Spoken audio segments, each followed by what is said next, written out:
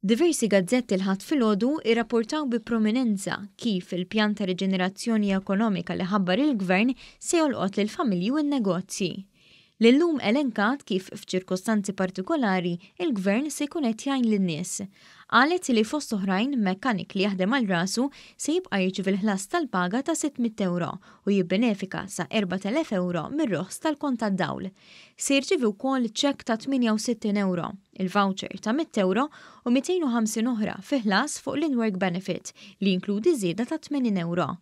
Proprjetarja ta' kumpanija ta' tindif se tara l-ispejjeż koperti sa' 5,000 euro u bitnaqis fil-bol tifranka 10,000 oħra jekk tażel li tixtri uffiċċju ġdid. Il-gazzetta it-Torċa wkoll għamlet analiżi simili. Qalet li restorant żgħir se jingħata 24,800 euro f'sosten u jista' japplika mal-Malta Enterprise għal rifużjoni fil-kera u tal-kont tad-dawl u jirċievi 4,000 oħra. Ir-restorant se jingħata wkoll rifużjoni ta' aktar minn 800 euro għal permess tal-Awtorità Maltija għat-Turiżmu. F'analiżi oħra tal-Gazzetta Kulħadd joħroġ li koppja li għandha tħul ta' 40,000 fis-sena se tibbenefika mill-voucher ta' 200 euro u tnaqqis fit-taxxa ta' 104 euro. Tibbenefika wkoll minn roħs ta' 82 euro fi fuel f'sena meta stmat fuq infiq ta' 25 euro fil-ġimgħa.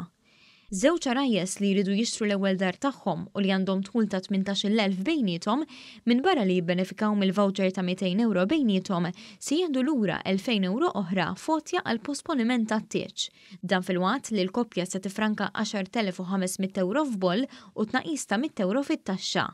Miżuri li fi kliem il-Prim Ministru Robert Abela huma investiment fil-familji u fin-negozji.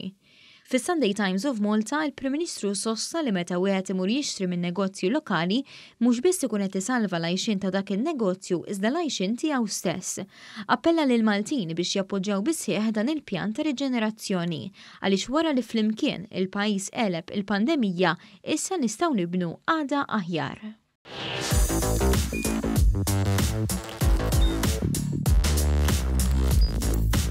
Idħol fuq one.com.mt u hemmhekk tista' tara l-programmi kollha li jxandru fuq One permezz ta' One Play.